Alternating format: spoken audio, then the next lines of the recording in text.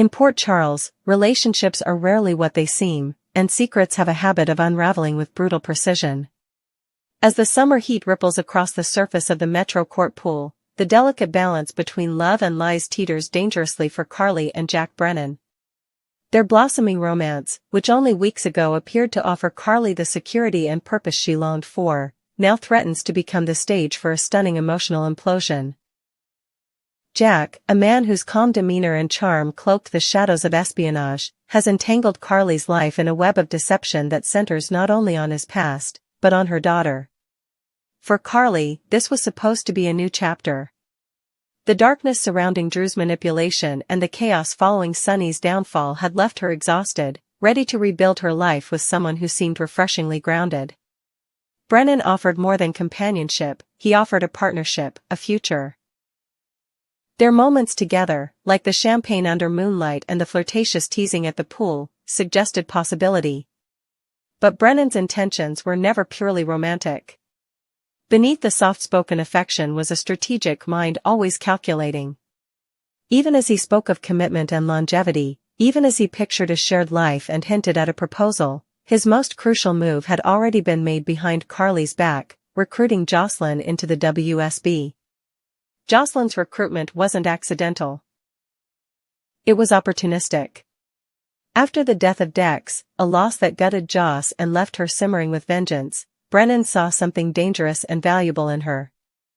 Her obsession with taking down Cyrus Renaud became a window for Jack to exploit, guiding her towards self-defense homicide cloaked in a moral crusade. And once Cyrus was gone, it wasn't just a cleanup operation Brennan initiated, it was a conversion. He pulled her into the fold, framing the killing not as a trauma but as proof of her readiness to serve justice on a larger scale. The WSB became not just an option, but a calling, one Jocelyn embraced to fill the void Dex left behind. But Joss is still young, still raw, and still unaware of the depths to which this life can pull her. Anna and Dante, both seasoned agents and familiar with the perils of spycraft, were the first to catch wind of the odd synchronicities surrounding Jocelyn's movements. They were especially alarmed by her appearance at the airport with Vaughn, a seemingly casual event that unraveled quickly upon closer inspection. Footage revealed a staged farewell, a textbook sleight of hand executed with unnerving precision. Vaughn flirted with Dalton's courier to divert attention while Joss subtly planted a tracker. For Anna, this was all too familiar, a dangerous echo of mistakes and manipulations she herself once endured. She understood immediately, this was Brennan's work. And she knew that Carly, despite her strength and experience, was walking straight into a storm. The secret mission involving Henry Dalton was just the beginning. It wasn't about one target. It was about indoctrinating Joss into a world she wasn't emotionally prepared for. And if Brennan's seduction of Jocelyn's justice-hungry heart was manipulative, then his romantic overtures to Carly were equally calculating. By anchoring himself to both mother and daughter, Brennan constructed a fortress of emotional leverage. But that fortress has cracks Carly is just now beginning to notice. When Anna approached Carly under the guise of concern for Jocelyn's safety, she didn't lead with accusations. She led with context. She told Carly about Jocelyn's fixation on avenging Dex and how that obsession opened a door that Brennan skillfully pushed her through. Carly's reaction was one of confusion at first, then disbelief, and finally horror. The idea that Jack had orchestrated her daughter's descent into the shadows, all while courting her love and planning a future together, was too grotesque to process. But Anna wasn't done. She revealed what Brennan had covered up, Joss's killing of Cyrus, her emotional fallout, and Brennan's swift move to erase her guilt and turn her into an asset. What had begun as vengeance had become a mission, and what Brennan called justice was, in truth, recruitment via trauma. As this revelation unfurled, the timing of Brennan's possible proposal became not just suspicious, but offensive.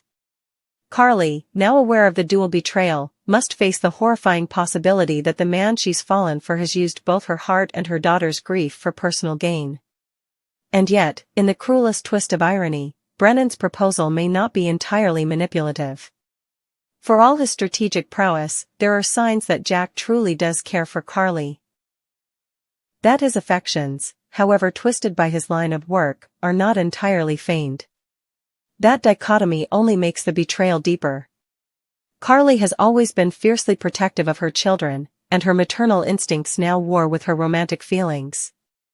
When she confronts Jocelyn and demands the truth, what she'll receive won't just be confirmation of Anna's warnings, it will be a devastating lesson in how deep her daughter is already embedded. Jocelyn may insist that her work brings purpose, that Brennan didn't force her, but her eyes will betray the weight she now carries. And what of Brennan? If he proposes before Carly uncovers the full extent of his duplicity, it could be seen as an attempt to tie down emotional control before the chaos erupts. But if he proposes after, it will ring hollow, a desperate act from a man watching the life he built on lies come crashing down. Either way, Carly will see through it. The stakes are now incalculably high. Carly has more to lose than just love. She risks the soul of her daughter, now conditioned to believe that justice must come at the cost of innocence. The betrayal isn't merely romantic, it's existential. It's about trust, power, and the illusion of control in a world where espionage consumes truth. And Jocelyn, despite her strength and training, is still in over her head.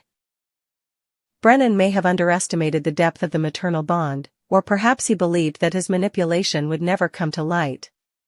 But in Port Charles, secrets rot in silence and always find a way to the surface. Carly is no stranger to betrayal, but this one slices deeper than most. Her love for Jack was real. Her trust, hard-earned. And now, as she stands on the brink of exposing not just a personal lie but a national scandal within the WSB, she faces a choice. Protect the illusion or burn it all down to save Joss. Meanwhile, Jocelyn must confront the cost of her decisions. With every operation, every lie to her mother, every mission that leads her deeper into the underworld of global intelligence, she loses a piece of herself. And while Brennan might argue that she's stronger for it, the truth is more haunting. The transformation isn't empowerment, it's indoctrination. And Carly, once a woman hardened by loss and betrayal, must now fight for her daughter's soul against the very man she once considered a partner. The fallout from Brennan's lies won't be confined to Carly's heart or Jocelyn's conscience. Anna and Dante now have the leverage and insight to expose the entire operation, and what began as a covert recruitment may spiral into a scandal that forces the WSB to reckon with its methods and leadership. In the end, Brennan's attempt to unify the Spencer family under his influence may become the catalyst for his downfall. A mother's wrath, a daughter's awakening, and a spy's overconfidence, this volatile mix is set to explode. And in true Port Charles fashion, when the smoke clears, no heart will be left unscorched.